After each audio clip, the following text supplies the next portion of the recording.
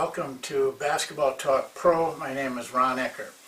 Actually, we kind of got into this subject that I'm going to take today a little bit earlier, but I want to go into it a little bit more depth because we're approaching kind of a crossroads in the season for a lot of teams.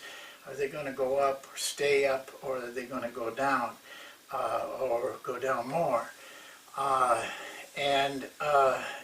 It's a time where difficult times for coaches, where you have to really pick yourself up and have some idea of how to do that. And the first thing I think you have to consider, and I guess I'm not talking particularly to those teams that are in that upper 5–10% that are winning almost all of their games and going along very smoothly, but they too need to keep themselves going in the right track. But there are teams that are struggling now, and that's the group I'm particularly interested in talking to. And the first thing I think you need to do if you're in that position is determine what would change it for you. What could pull this season up so that it's somewhat of a success. It may be playing at 500 level the rest of the season. It might be getting to 500. It might be getting seeding in a tournament playoff situation. Maybe trying to keep your job. And so sit down with that and say, you know, I got 12 games left. What could I do? What could we do to make this last 12 games or 10 games or 20 games, make it a successful season for ourselves? Come up with a number. Go through it. Maybe if we win 7 more games, 8 more games, you have to judge that because it's your situation.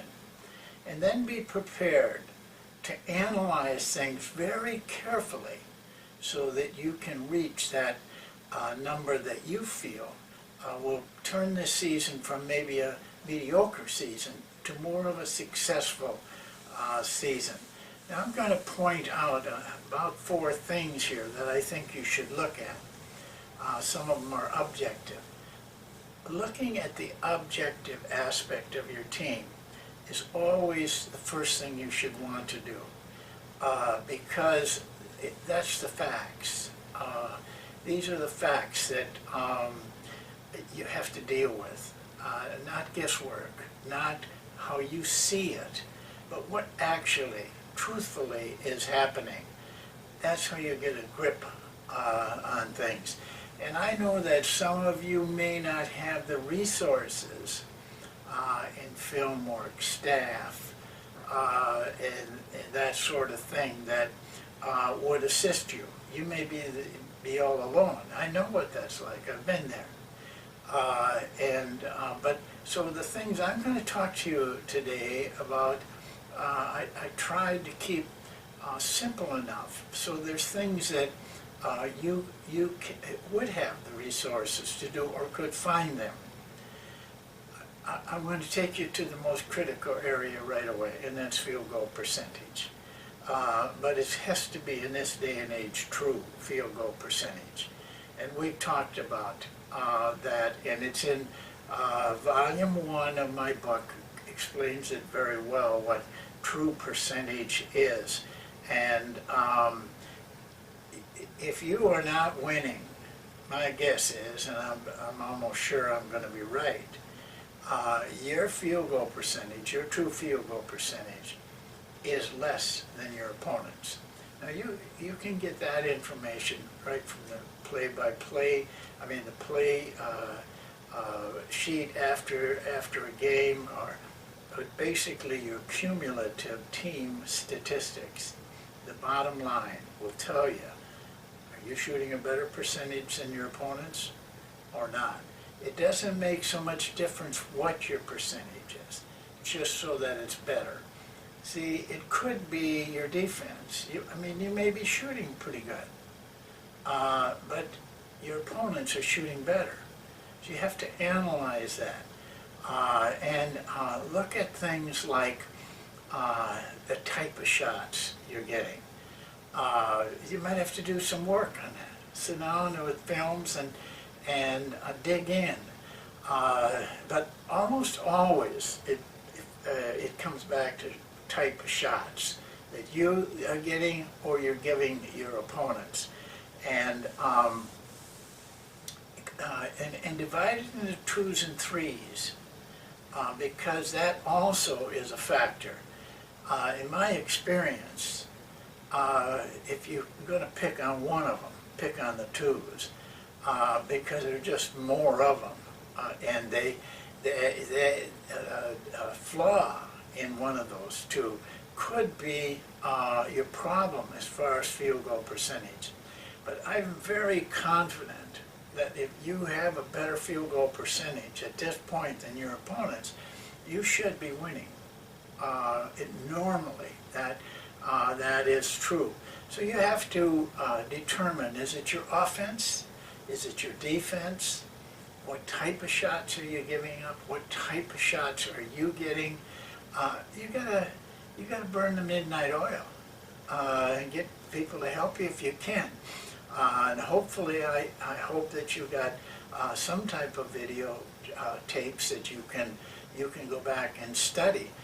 It's not very expensive in this day and age to have those resources.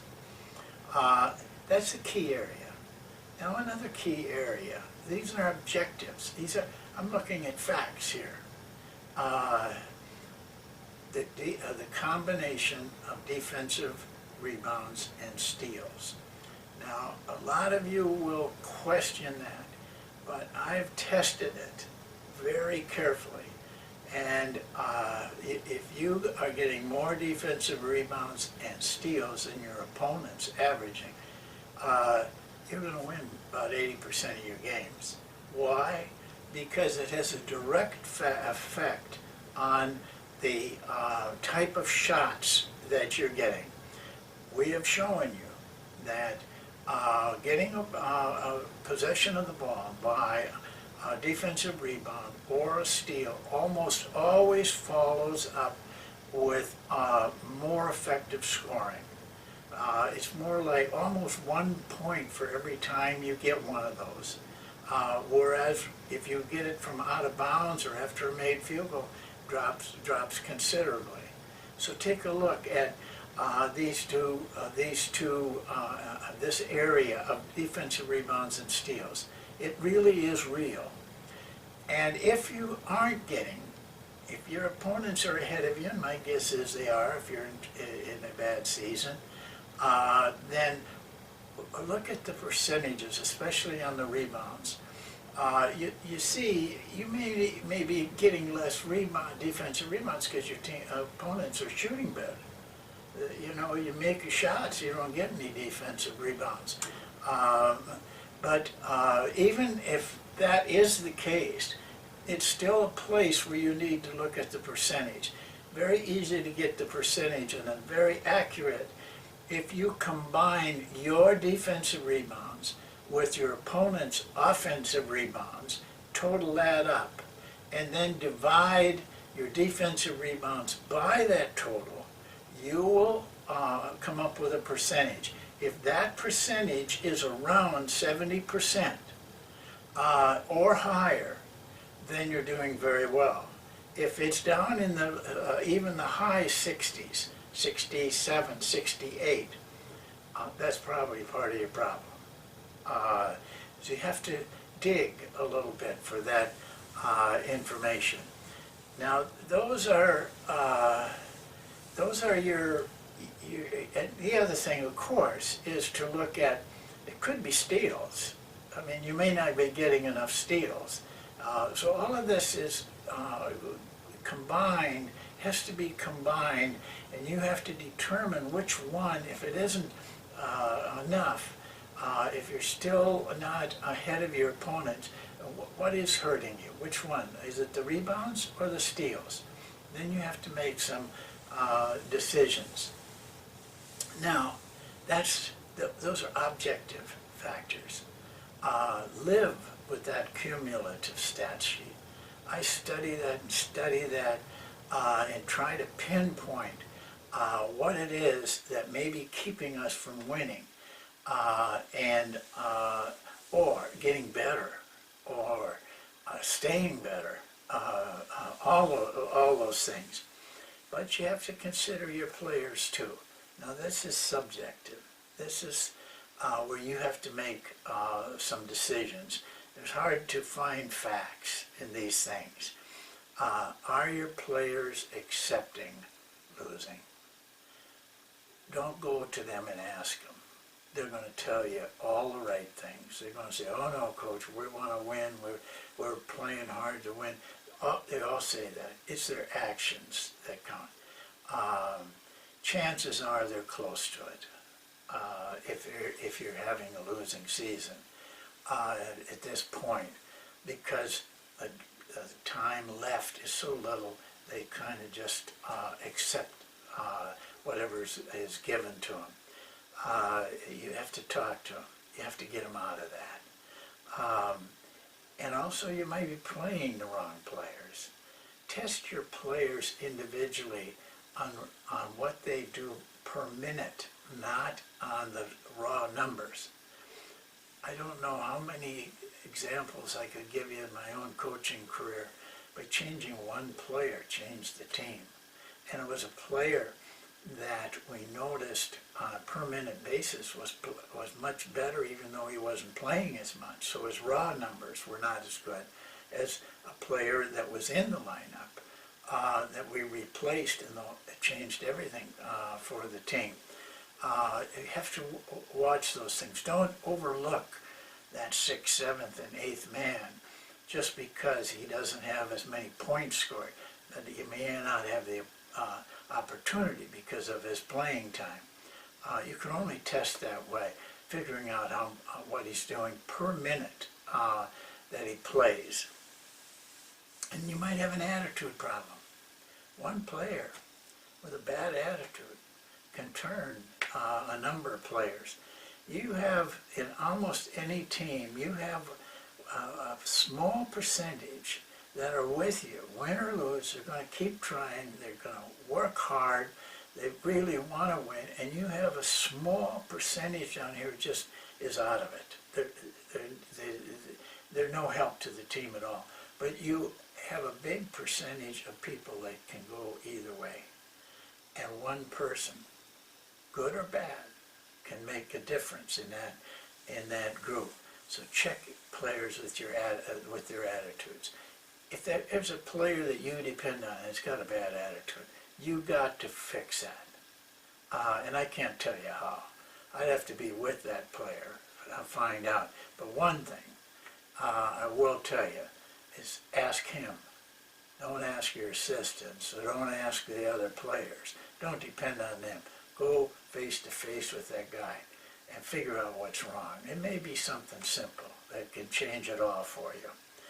Then the last one, the fourth one, are you part of the problem? Are you right now confident that whatever number you put down that you think would help your team to rise above, 7 wins, 8 wins, whatever you put there, are you confident that you can do it?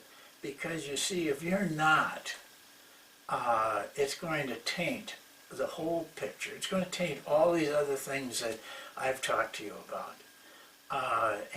So you have to work on yourself also. Are you working hard enough? Are you making enough of a contribution to your team that helps them win? Are you spending the time on it? Are you confident yourself? Do you believe? You have to analyze yourself, because you're a big part of it, a very big part of it. And the last thing I'll say is don't give up. Don't ever give up. Keep playing, keep positive, be positive right up to the end no matter what. Forget the past. The next game is all you need to think about. And and find a way in your mind to give yourself the confidence and your players the confidence that they can go out and win this next game, and help them with the things that we talked about, the objective things, the facts. Analyze. Takes time. You've got to sweat a little bit. You got to work on this. Gosh, I wish everybody that watches this would be better the rest of the way than they were so far this season. Good luck to you, and we'll see you next time. Thank you.